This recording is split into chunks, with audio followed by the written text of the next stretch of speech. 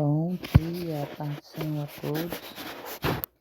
Todos estejam na graça de Deus. Que Deus venha abençoar, guardar a vida de cada um de vocês. Hoje nós iremos dar continuidade à nossa leitura bíblica, irmãos e irmãs. Que Deus venha falar grandemente com cada um de vocês. Que eu tenho certeza que cada versículo, cada capítulo aqui, lido neste livro da vida, Deus fala conosco. E não só hoje, mas sempre. Amém?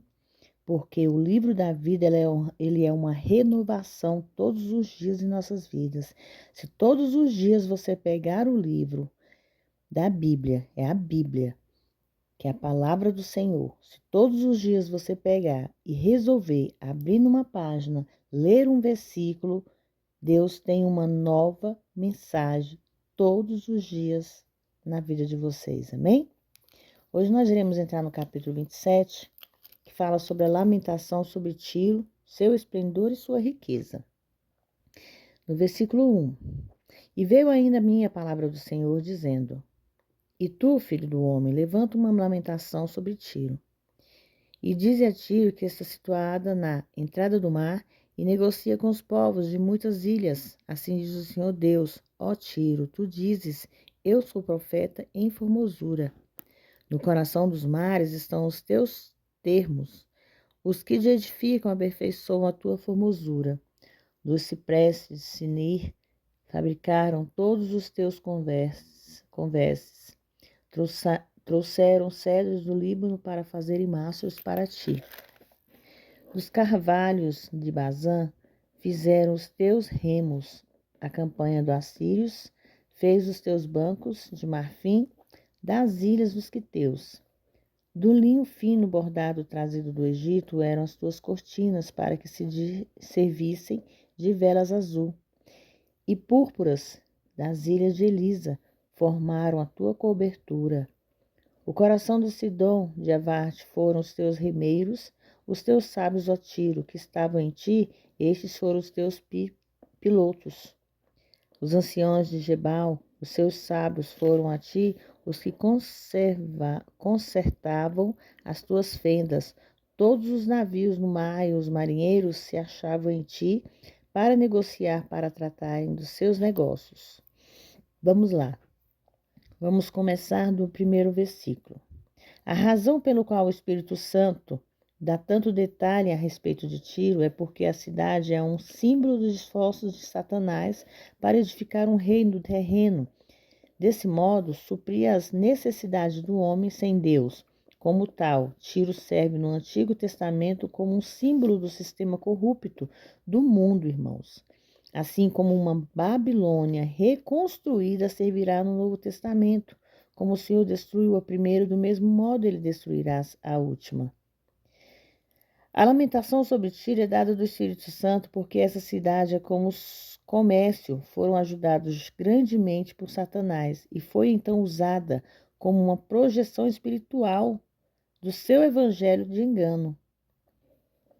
A intenção desses versículos é revelar o fato do qual os marinheiros comuns eram oriundos do Sidom e Arvade, enquanto as oficinas eram de Tiro. Assim, os de Tiro são ditos como indiscutivelmente superiores aos outros, exatamente como queria Satanás.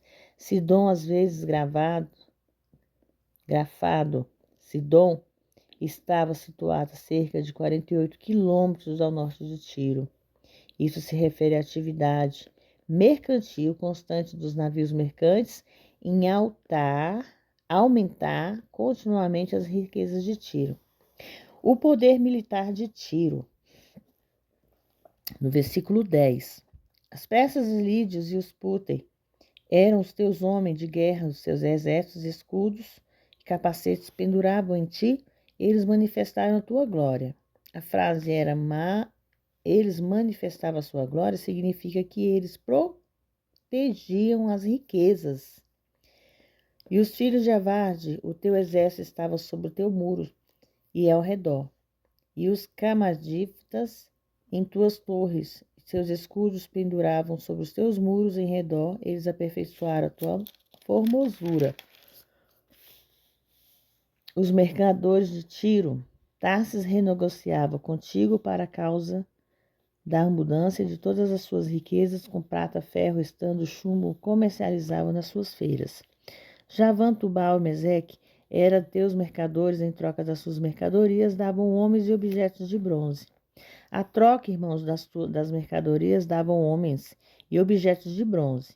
Fala da compra e venda de escravos, assim como de mercadorias. Os das Dorgana negociavam nas mais feiras cavalos, cavaleiros e mulos. Os filhos de Dedã eram os teus negociantes, muitas ilhas eram os mercados de suas mãos. Dentes, marfim, madeira, ébano davam-te por presente. A Síria, pela multidão dos teus produtos manufaturados, negociava contigo esmeralda, púrpura, vestes bordadas, linhos finos, corais, ágatas, traziam as suas feiras.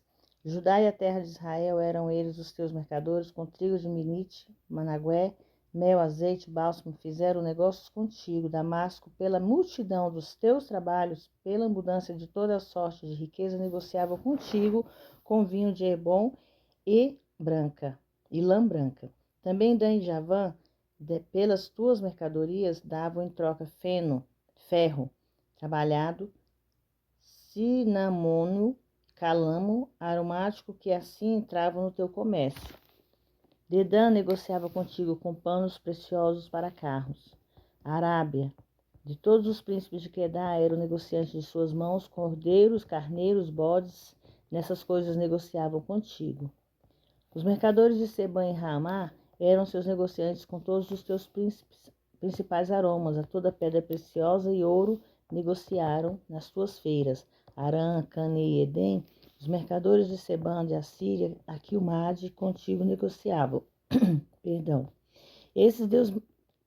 Irmãos. Esses teus mercadores negociavam contigo em toda sorte de mercadorias, em fardos de pano azul e bordados, e cofres de roupas preciosas amarrados com cordas e feitos de cedro. Os navios de Tarsis eram das suas caravanas que traziam as tuas mercadorias, e fostes te enchendo de feita muito gloriosa no meio dos mares. A destruição total de Tiro. Os teus remadores te conduziam sobre grandes águas, o vento oriental te quebrou no meio dos mares. As tuas fazendas e as tuas feiras dos teus negócios, os teus remadores e os teus pilotos.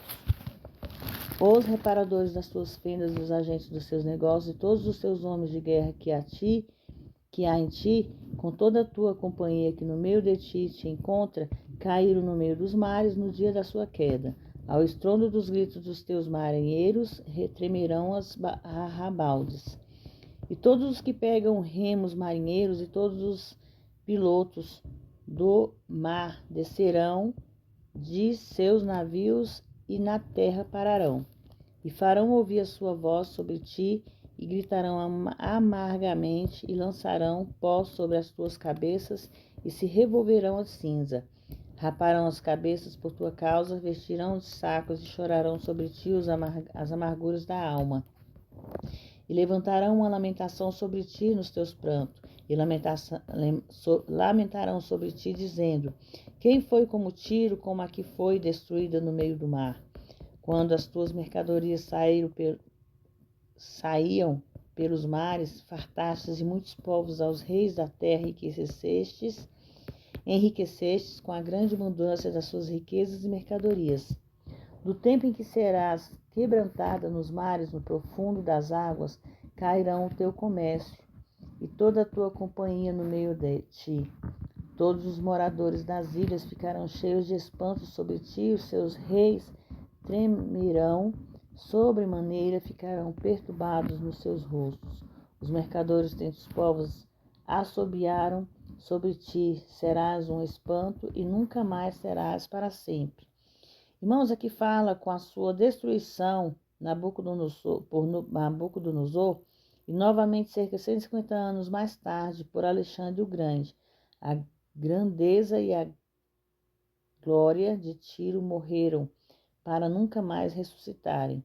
Esse é o retrato que o Antigo Testamento que acontecerá num futuro próximo, quando Babilônia reconstruirá, será do mesmo modo destruída, o que significa do fim de um sistema que o trouxe morte, destruição e trevas.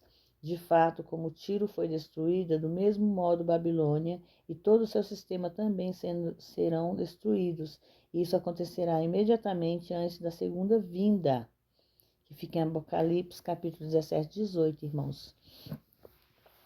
Irmãos, aqui fala sobre essa destruição de Tiro, porque ela foi uma cidade que foi governada por Satanás.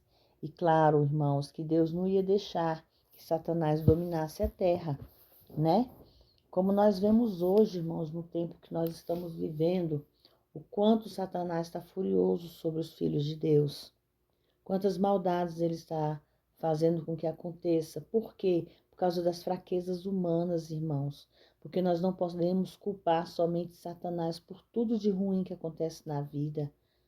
Porque nós, seres humanos, nós temos o nosso livre-arbítrio. E quantas pessoas estão usando os seus livres-arbítrios para fazer maldade? Então, que nós possamos ter sabedoria e discernimento e entender que o que Deus quer de nós. Deus quer nossa fidelidade. Deus quer que nós sejamos sinceros de coração e que nós possamos estar na presença dEle a todo tempo. Amém?